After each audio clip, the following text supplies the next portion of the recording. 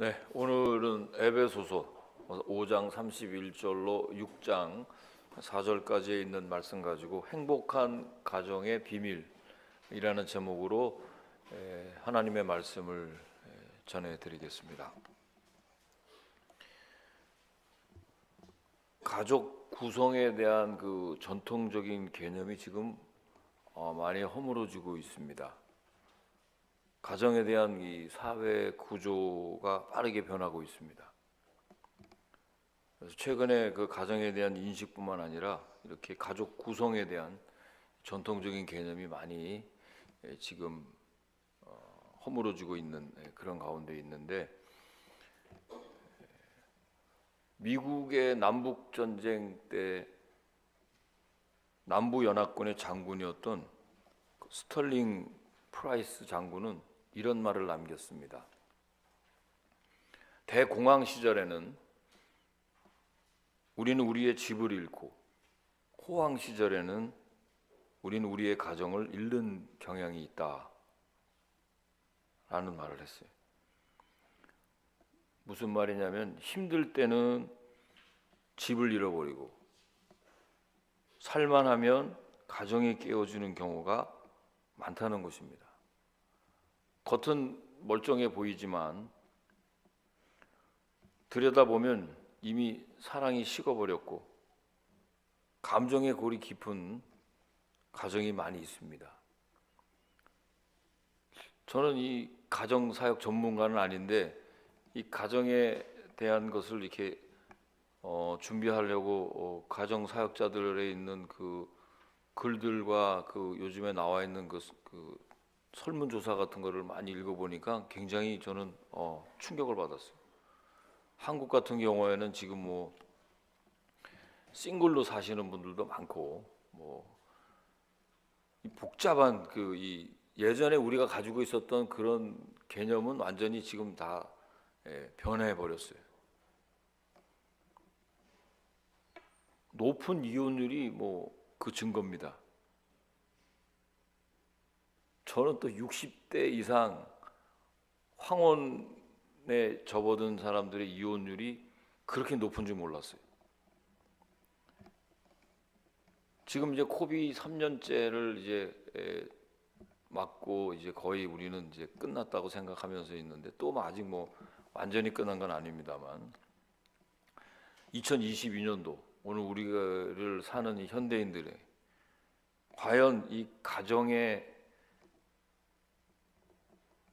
건강한지, 가정에 사실 많은 위기가 찾아오고 있는 것이 현실이라고 생각할 때, 오늘 이 본문 에베소서에 나와 있는 하나님의 말씀, 사실은 이 사도 바울은 그리스도와 교회를 이렇게 관계를 통해서 가정에 대한 설명을 하고 있습니다. 그런데 쉽지 않은 게, 사실 오래전에 2000년 전에 쓰여진 이 에베소 교회를 향한 이 하나님의 말씀이 오늘 우리 가정에 어떻게 적용할 수 있는지를 한번 생각해 보면서 말씀에 귀를 기울이시기를 주님의 이름으로 간절히 축원을 드립니다. 자, 가정이 어떻게 시작이 되느냐? 첫 번째, 부모를 떠나 부부가 하나가 되어야 한다고 했습니다. 한번 이제 에베소서 5장 31절 말씀 먼저 한번 읽어보겠습니다. 함께 읽어보시겠습니다. 자, 시작. 그러므로 사람이 부모를 떠나 그의 아내와 합하여 그 둘이 한 육체가 될지니. 자, 새로운 한 가정이 정상적으로 출발을 하려면 부모를 떠나야 합니다. 동의하십니까, 여러분? 성경이 그렇게 나와 있는데 그렇다 그러더라고요. 그런 분도 계시고, 실제로 또 이제 그렇게 생각하시는 분들도 계실 것입니다. 자, 그런데 막상 현실은 그렇지가 않습니다. 여러 가지 이유로 자녀들은 부모님을 의존할 수밖에 없는 그런 구조를 갖고 있죠. 제일 먼저는 부모 자식 관계니까. 어떻게 부모하고 자녀가 이렇게 딱 끊어질 수가 있겠어요? 부모를 떠나라니 딱 잘라갖고 이제 안 만난다, 그런 뜻이 아니죠. 어떤 분들은 부부가 맞벌이를 하기 때문에 부모가 손주들을 돌봐주기도 합니다. 제 옆에 우리 집에 옆에 사시는 분이 같은 우리 노회 소속인 노성보 목사님. 낮에 저는 앞에 나가서 산책하러 나가면은 강아지만 데리고 이렇게 산책하는 것이 아니라 손자를 이렇게 안고 아니 계속 베비시터 하는 거예요. 그러니까 아유 손자 이거 봐야죠. 베비시터를 하는 거예요.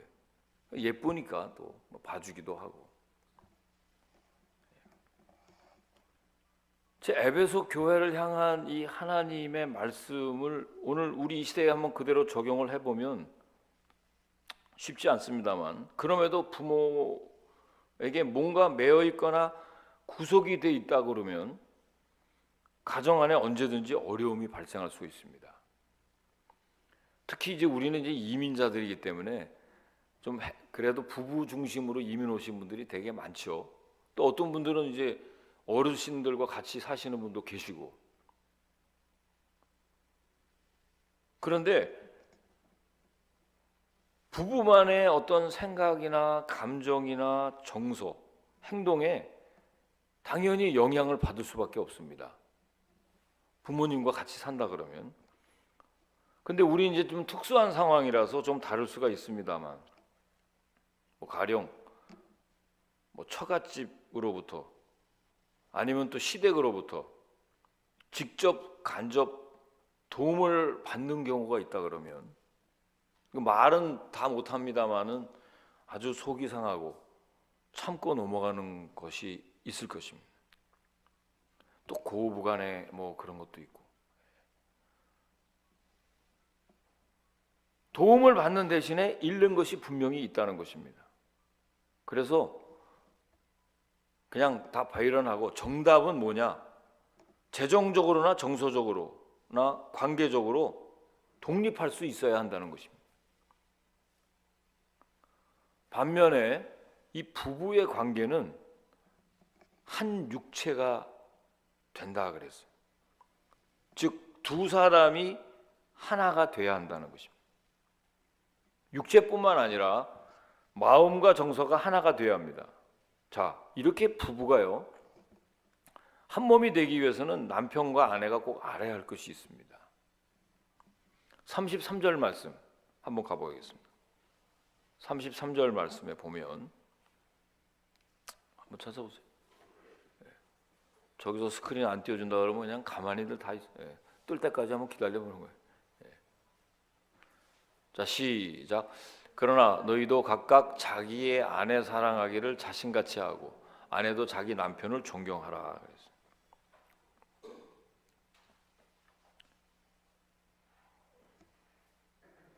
아내와 남편의 관계는 무슨 관계라 그랬어요? 사랑과 존경의 관계라 그랬어요. 결혼할 때 주례하시는 목사님한테 들은 얘기인데 우리는 이미 끝났습니다. 사랑과 존경 관계가 어디 있겠어요? 이런 분도 계실 수 있겠고요. 그런데 이게 지금 성경의 말씀입니다.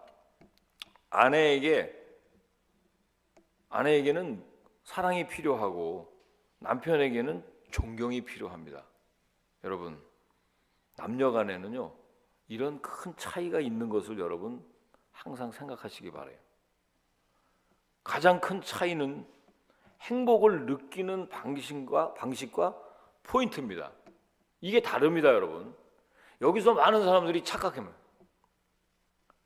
남자는 내가 존중을 받고 있구나, 내가 인정받고 있구나 하는 이런 느낌이 들 때 행복을 느낀다 그럽니다. 저도 그래요. 우리 집사람이 이제 당신은 목회자지만 정말 만약에 목회자가 안 되고 평신도로 했었으면 아마 비즈니스도 잘했고 아마 굉장히 스마트하고 당신은 하여간 뭐든지 해도 하여간 능력이 있어. 그러면 그냥 그날은 할렐루야. 그래 맞아. 내가 장로로 만약에 교회를 섬겼으면은 교회는 한 두세 개는 줬고 아마 선교 사역도 엄청 했고 쉐켄거 같이 그렇게 하는 안 하더라도 내가 그래도 아마 큰 일을 했을 거야. 당신 그러고도 남아. 그러면 그는 끝난 겁니다. 저는.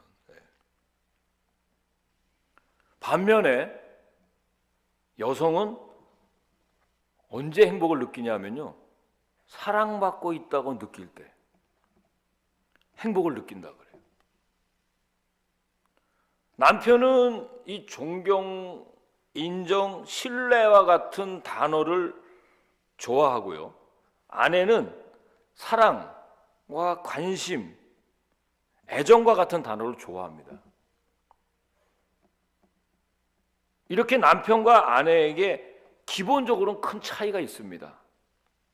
따라서 서로 좋아하는 부분, 서로가 원하는 부분을 충족시킬 때 부부는 더 행복해질 수 있다는 것입니다. 할렐루야. 이게 잘 안 되고 있어요. 우리 교인들 뭐 대부분 보면 이렇게 좀 제가 볼 때 다 내성적이신 분들이 많은데 아마 속으로는 지금 동의하시는 분들 많이 계실 거예요. 존경받는 남편이 아내를 더 사랑하게 되고 사랑받는 아내는 남편을 더 존경하게 된다는 것입니다. 자, 하나님의 말씀을 우리가 잘 한번 들어보십시오. 그럼 아내는 남편을 존경하라 그래서 순종하라. 이 말씀은요, 어떤 뭐 굴욕적인 복종을 요구하는 것이 아닙니다. 또 남편에게도 도저히 사랑할 수도 없고 사랑해서 안 될 사람을 사랑하라고 하는 것은 아니잖아요. 사랑과 존경이 어떤 것이 더 우선이냐 하는 그런 문제가 아닙니다. 뭐 사랑하지도 않는데 어떻게 존경합니까? 아니면 나를 존경하지도 않는데 존중해주지도 않는데 내가 어떻게 사랑할 수 있겠습니까? 이렇게 생각을 하면 계속 그 관계는 악순환이 될 수밖에 없는 거예요. 그러니까 여러분, 이런 선순환을 바꿔야 된다는 거예요. 내가 사랑하면 존경과 존중을 받게 되는 거, 인정을 받게 되는 것이고요. 내가 존중을 받으니까 더 사랑하게 되는 것입니다. 아멘이십니까, 여러분? 그러니까 여러분들이 먼저 사랑하십시오. 그런 부분이 다르다는 것을 알고 우리가 그런 쪽으로 노력을 해야 돼요. 아니, 전혀 사랑하지도 않을 사람을 그냥 뭐 그런 사람한테 사랑하라는 게 아니라 내 아내 아니에요. 내 남편이고. 이런 성경적인 원리를 잘 알고 실천할 때 그 가정이 평화가 오고 복을 받는 가정이 되는 줄로 믿습니다. 이것이 잘 돼야 돼요. 특히 남성과 여성의 그 큰 차이가 있는 것을 항상 모르고 자기 쪽에만 생각하는 거예요. 그러니까 남자들은 그 어떤 사회에서 인정받고 아니면 나를 존중하고 뭐 이런 큰 틀에서만 항상 생각하니까 여자들이 뭘 원하는지 이런 거에 대해서 전혀 생각을 하지 않고 그냥 계속 갑니다.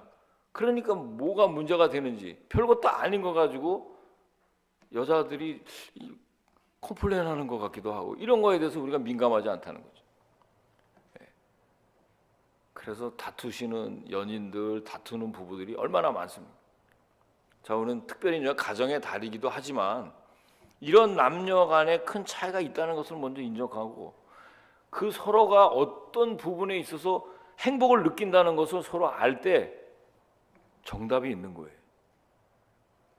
우리 신일교회 여러분들은 오늘 이 말씀 통해서 먼저 내가 사랑하고 먼저 내가 인정을 해주는 사람이 되시길 주의 이름으로 간절히 축원을 드립니다. 두 번째로요, 이렇게 부모를 대하라 그랬어요. 1절 말씀, 6장 1절 말씀 한번 읽어봅니다. 자, 시작. 자녀들아, 주 안에서 너희 부모에게 순종하라. 이것이 옳으니라. 이 말씀도 뭐 엄청 많이 들은 얘기. 일단 순종하라는 얘기가 일단 이게 거부 반응이 일어나요. 우리는 이 순종이라는 거에 대해서 긍정적인 분들이 거의 없어요.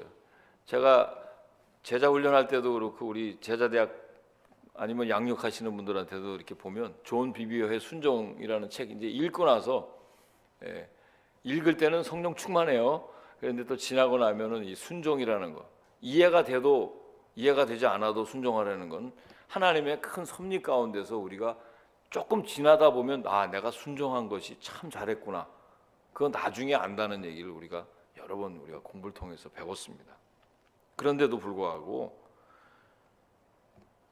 지금 자녀들에게 하시는 말씀인데요. 부모에게 순종하는 것이 옳은 일이고요. 바른 일이라고 말합니다.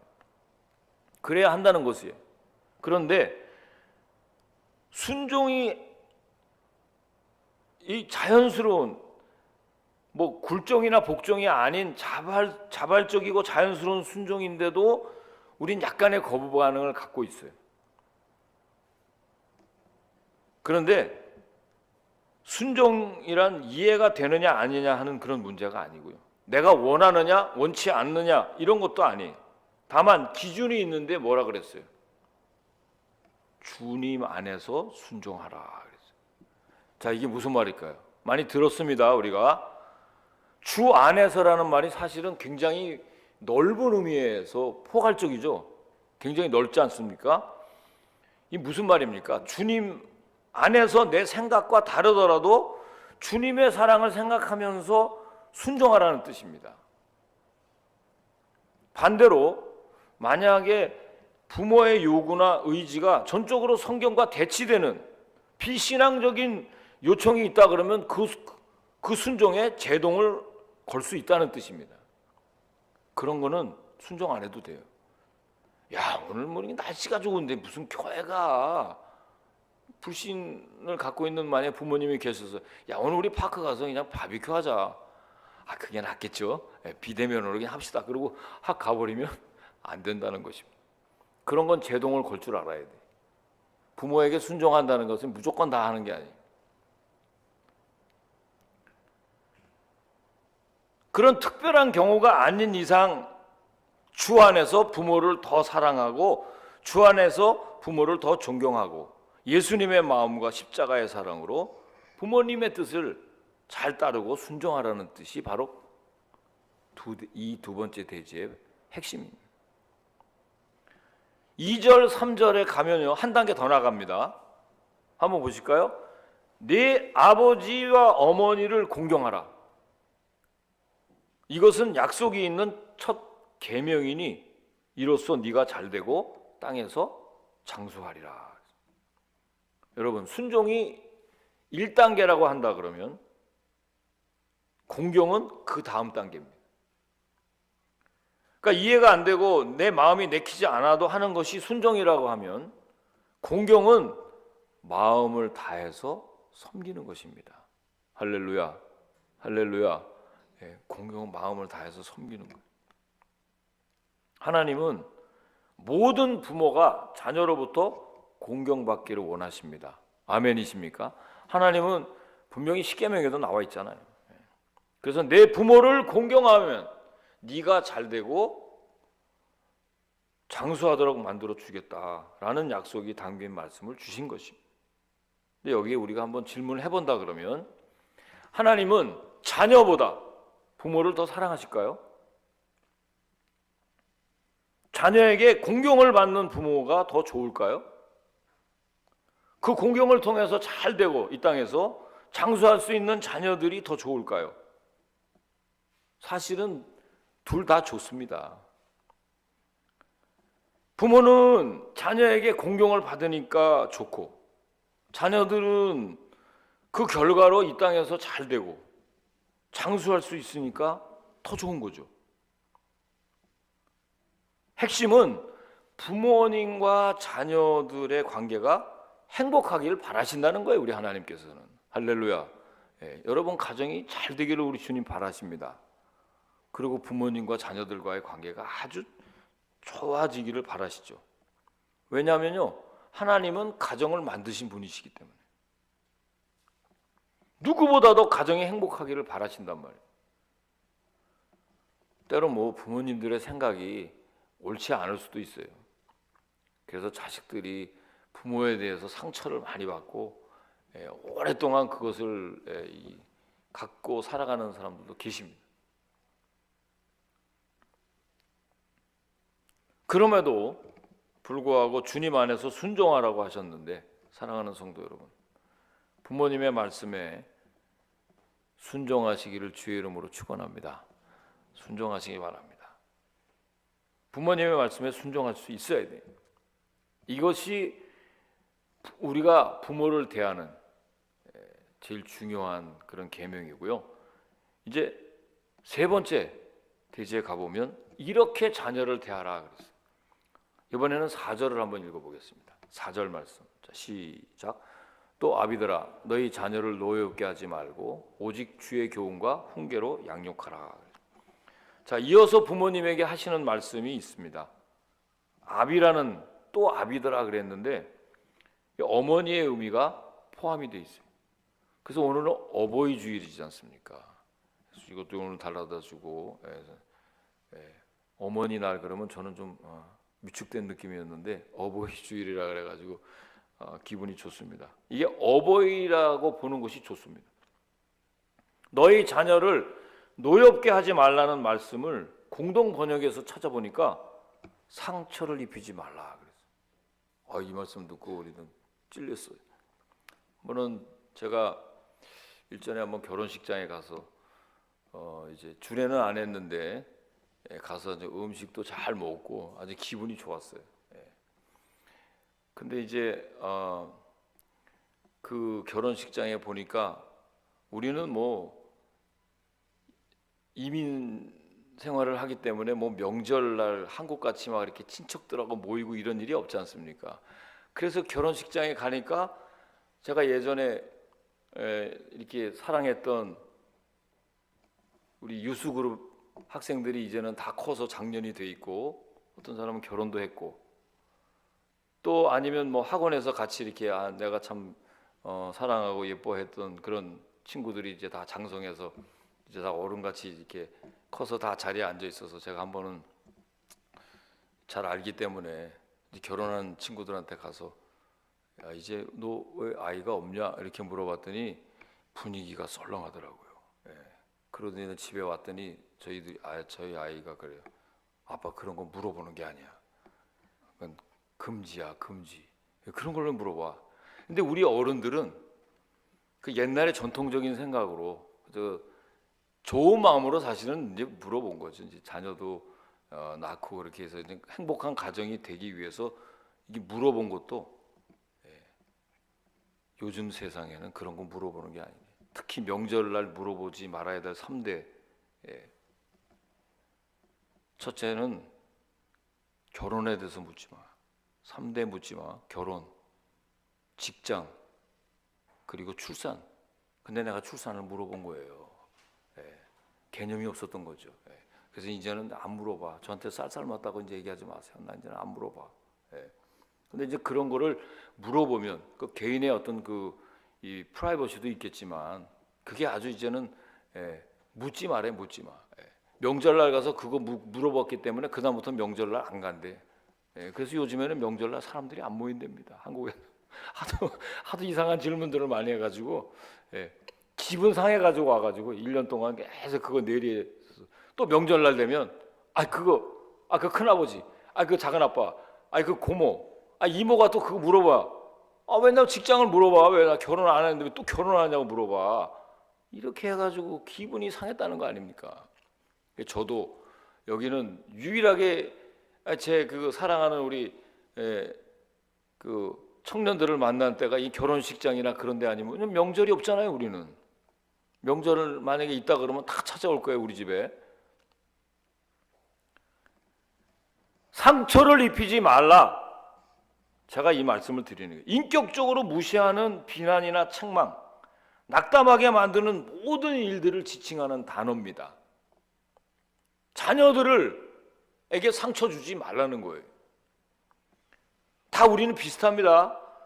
가족끼리도 수많은 상처를 주고받습니다. 특히 팬데믹 코비드 때 같이 다 이렇게 집에서 모여가지고 있으면서 더 그런 일들이 많이 벌어졌어요. 부모 자식 간에도 여러분 예의가 있는 겁니다. 아멘이십니까? 규칙이 있는 거예요. 가정에도 질서가 있는 거예요. 아무리 친하다 하더라도. 서로 지켜야 될 것이 있는 거예요. 건드리지 말아야 될 부분들이 있는 거예요. 그럼에도 부모라는 권위를 가지고 자녀에게 함부로 말하고 상처를 주는 일들이 얼마나 많은지 모릅니다. 누구보다도 가깝고 사랑하는 관계이기 때문에 더 많은 상처를 주고 받으며 힘들게 살아가는 경우가 많다는 거예요. 특히 가정사역 전문가들은 이런 것들을 굉장히 많이 지적하더라고요. 그래서 우리에게는요, 중재자가 필요합니다.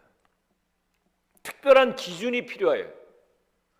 어떻게 아이들을 키워야 할지 지혜가 필요하다는 거예요. 자녀는 주 안에서 순종하라고 하셨고요, 부모님은 주의 교양과 훈계로 양육하라고 하셨는데, 이 교양과 훈계 비슷한 말 같지만요, 다릅니다. 교양과 훈련, 징계, 이거는 잘못된 것을 교정한다는 뜻이 있습니다. 훈계라는 말은요, 이성적인 접근을 통해서 설득하라는 의미가 있어요. 그러니까 여러분, 가정이라는 것이요, 그냥 가만히 놔둔다고 저절로 행복해지는 것이 아닙니다. 여러분 행복하십니까? 솔직히 하나님이 묻고 주님이 물어보신다 그러면 뭐라고 대답하시겠어요?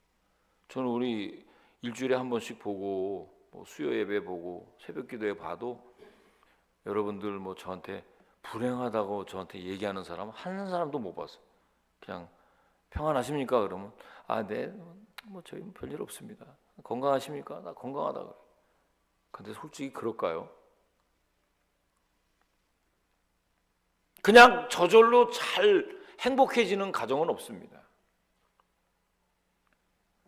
우리는 솔직히 사회적인 가면을 쓰고, 우리 아이들도 마찬가지. 밖에서 나가면요, 네, 얼마나 잘하는지 몰라요. 다른 사람한테. 예? 눈치를 보고 다른 어른들 앞에서는 참 공손하고 얌전해요. 우리 친구 목사님들이 목사님은 딸들이 얼마나 애들이 좋은지 몰라. 그래서 내가 우리 집에 오면 완전히 무장 해제된다. 저도 마찬가지.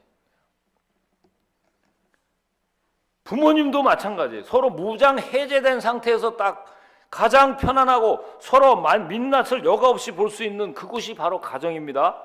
가족 관계예요. 그렇기 때문에 그 어떤 곳에서보다 쉽게 상처를 받을 수 있는 곳이 가정일 수 있어요. 함부로 대할 수 있단 말이에요. 우리 다 편하니까. 저는요, 목사님까지 됐으니까 얼마나 여기서 좋은 말만 해요. 설교하면서 이렇게 살아 저렇게 살아 책망하고 가정은 이렇게 내가 가정을 완전히 원만하게 이룬 사람처럼 얘기하고 집에 가서 딱 저 옷 다 벗고 이제 하고 있을 때, 야 오늘 라면이나 한번 끓여 먹어볼까? 이제 얘기하다 보면 저도 마찬가지. 무장 해제돼. 그래서 좀 여러분들하고 너무 가까이 안 하려고 그래. 제 무장 해제되는 거 보기 싫어. 다 저의 민낯을 다 알까봐.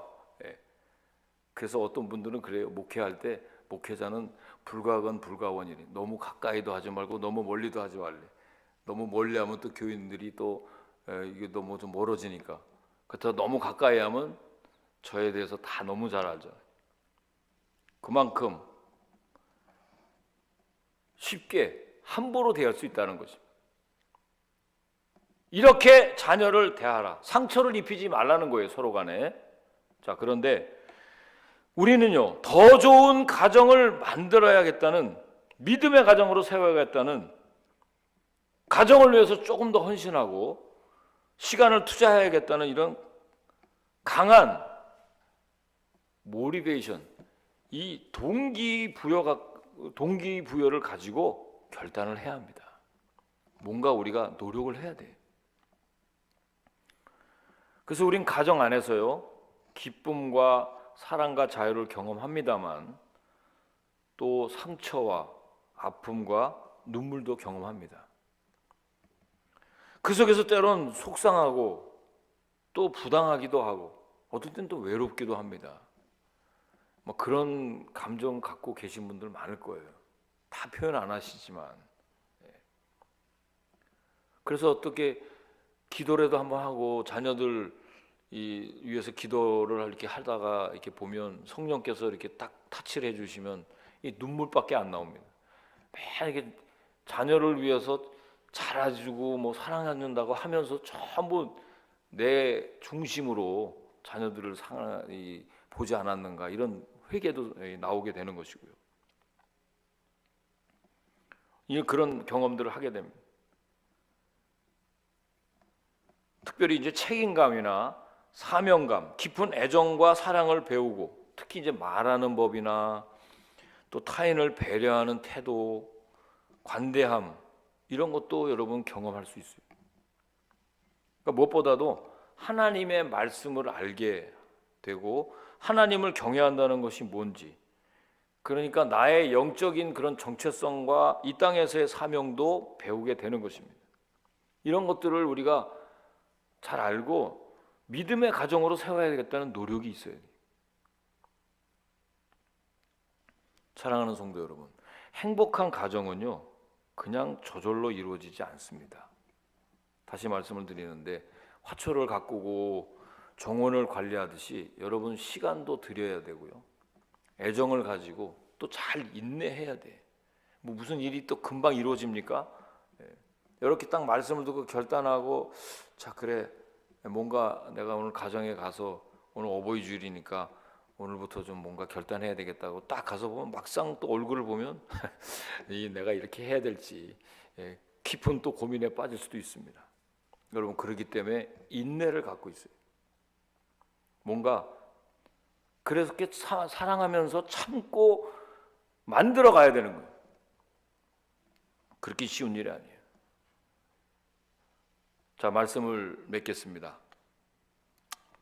저는 오늘 어버이 주일, 뭐 특별히 이제 가정의 달입니다만은, 저와 여러분들이 예수님 안에서 행복과 사랑과 은혜가 넘치는 그런 복된 가정이 되시기를 다시 한번 주님의 이름으로 간절히 축원을 드립니다. 자, 그러기 위해서는 우리 부부 관계, 그리고 부모와 자녀의 관계, 이런 모든 관계 가운데서 내가 자칫 잘못하면 상처를 줄 수도 있고 상처를 받을 수도 있는데, 이런 것들이 회복이 되려면 뭔가 믿음의 가정을 내가 만들어야 되겠다는 결단, 오늘부터 다시 새롭게 세우시고 그 결단을 통해서 계속해서 어떤 열매를 맺어가는 저와 여러분의 가정이 되기를 다시 한번 주님의 이름으로 간절히 부탁을 드립니다. 기도하시겠습니다.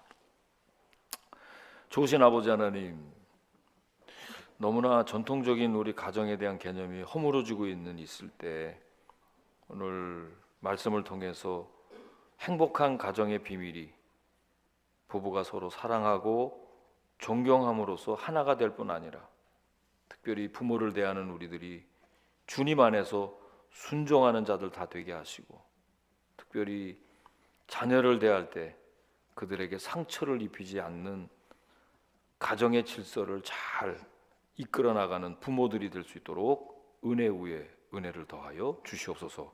특별히 보이지 않는 곳에, 은밀한 곳에 함께 하시는 하나님은 만홀히 여김을 받지 않습니다. 우리 가정의 주인이 되시고 우리의 모든 것을 아시는 그 하나님의 은혜와 그 말씀의 능력이 우리 가정에 임할 때 비로소 믿음의 가정이 될 뿐 아니라 행복한 가정이 될 줄로 확신합니다.